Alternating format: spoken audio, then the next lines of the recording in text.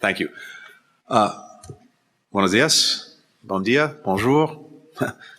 Good afternoon, everyone. It's wonderful to be with all of our colleagues here today, and I'm especially grateful that we've been able to hold the OAS General Assembly in person for the first time since 2019. And I want to start by, again, thanking our hosts here in Peru for the wonderful hospitality, the wonderful organization.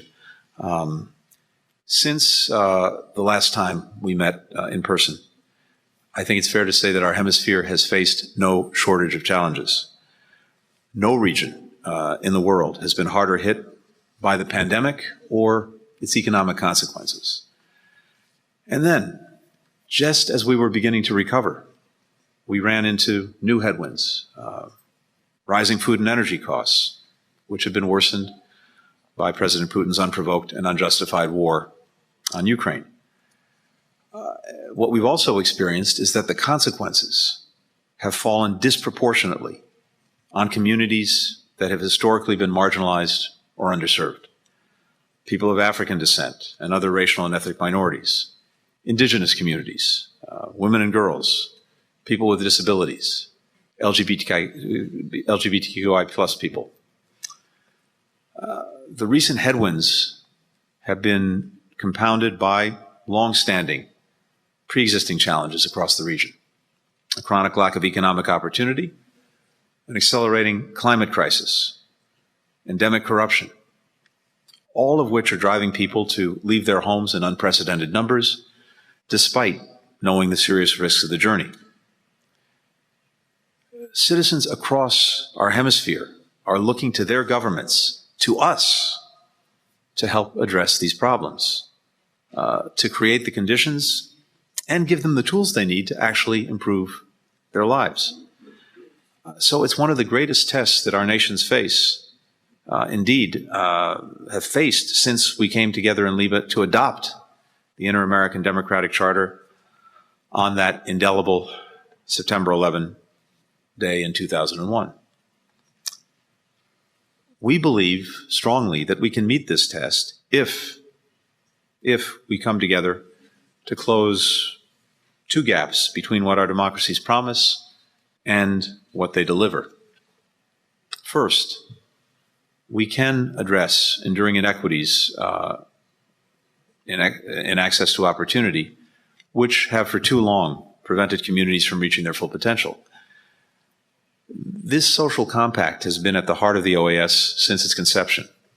Under President Biden's leadership, we are committed to partnering with countries across the region to deliver solutions to challenges affecting all of our people, challenges that no country can solve alone.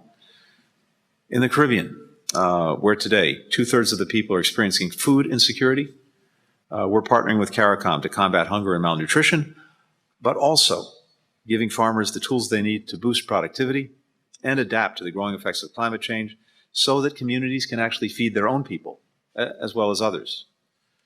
Together with partners, we're working to meet the commitment we made at the Summit of the Americas in June to train and equip 500,000 local healthcare workers across the hemisphere so that more people can get the quality care that they need in their own communities. This initiative, in and of itself, can help revolutionize access to healthcare and the quality of healthcare. Through the efforts of Vice President Harris, we have raised $3.2 billion in investment commitments from more than 40 companies to promote broad-based economic opportunity in El Salvador and Guatemala and Honduras, from expanding access to rural broadband to helping create good-paying jobs in manufacturing to providing small, minority, and women-owned businesses with access to credit. Across these efforts and others, we focused on empowering communities that have experienced systematic marginalization over the years, because it's the right thing to do. Because when all communities have equal access to development, all of society benefits. And because more equal democracies tend to be more stable and secure partners. That's the spirit of the Lima Declaration, Together Against Inequality and Discrimination, that we will collectively adopt tomorrow. A few days ago in Colombia, I had the honor of formally committing the United States to be the first international accompanier of the ethnic chapter of the country's 2016 peace agreement.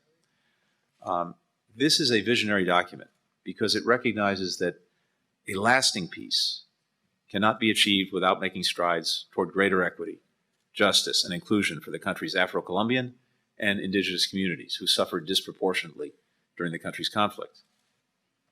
Advancing equity is also crucial to building durable democracy, not just in Colombia, but across our hemisphere, including the United States, where we have our own deep history of discrimination, which is still felt in our society. That's why President Biden has made the fight for equity and racial justice a priority for our administration at home as well as around the world. I have to tell you, it's been one of my highest priorities at the State Department because we know that the incredible diversity of our country is one of our greatest strengths, including in our foreign policy. It makes us stronger. It makes us smarter. It makes us more creative. It gives us the plurality of voices and views and visions that are vital to our own democratic experiment and to being a better partner to fellow democracies across the hemisphere. I appointed the department's first Chief Diversity and Inclusion Officer to help drive progress toward a more diverse institution that actually looks like the country it represents. And, as well, our first Special Representative for Racial Equity and Justice, Desiree Cormier-Smith, who's part of our delegation to the General Assembly, to help us promote these efforts around the world. So, that's one big piece. The second is this. We believe that we have to recommit to delivering on the core principles of our OAS and Inter-American Democratic Charters. There are so many ways member states can help make real the commitments embodied in those charters.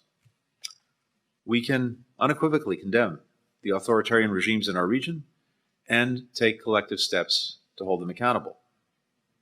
In Nicaragua, the Ortega Murillo regime is shamelessly flouting virtually every principle of the OAS and democratic charters, arbitrarily locking up its political opponents, brutally cracking down on protesters, committing flagrant election fraud, attacking and imprisoning journalists and human rights defenders.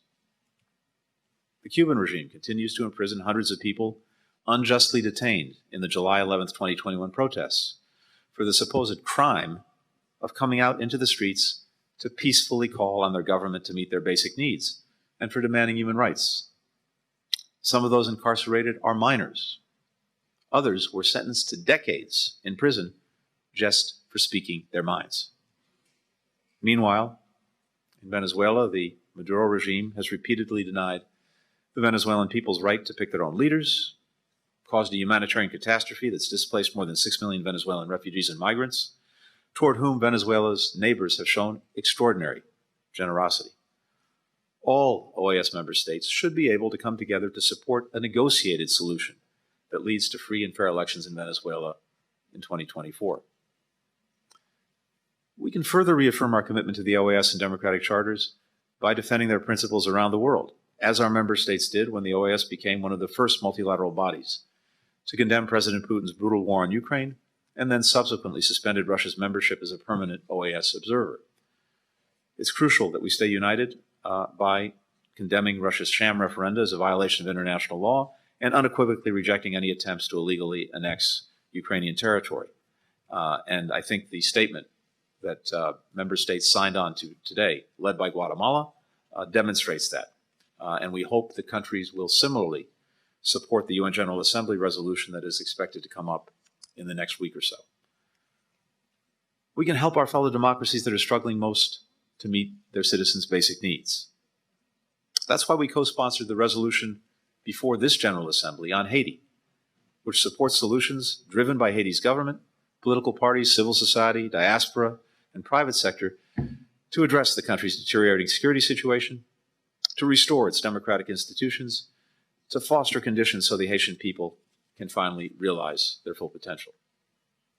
Finally, we can speak up when democratically elected leaders in our region borrow from the playbook of autocrats to try to stay in power and erode checks and balances, like passing legislation that grants the government overly broad powers to crack down on the media and civil society, extending term limits, harassing, persecuting, or firing independent government officials, like prosecutors and judges, for doing their job. We're seeing more leaders taking these anti-democratic steps, often under the false justification that they enjoy popular support. We will work to bring more partners into this effort: civil society organizations, the private sector, youth groups, and other parts of our governments, which is why the United States is pleased to present, new text for this Assembly, calling for more robust interparliamentary engagement on issues of common concern. But I want to be very clear that this is not about picking sides between left and right or between liberal and conservative. It's about putting our shared commitment to democracy above loyalty to ideology or to party. It's about defending the rights and aspirations of people across our hemisphere. It's about standing up and giving meaning to the words that we all signed on to in the charters, and indeed in the United Nations Charter and the Universal Declaration of Human Rights. Ultimately, I'm confident that we will be able to meet this moment, because while citizens may not be satisfied with the way their democracies are working, most still think it's the best way to tackle the everyday problems they face and actually improve their lives in tangible ways. Citizens still believe, and if they believe and are willing to engage, to be our partners across this hemisphere in improving democracies from within, then there is no challenge that we cannot overcome if we do it together. That's the spirit that the United States brings to our common enterprise and to this hemisphere that we share. Thank you.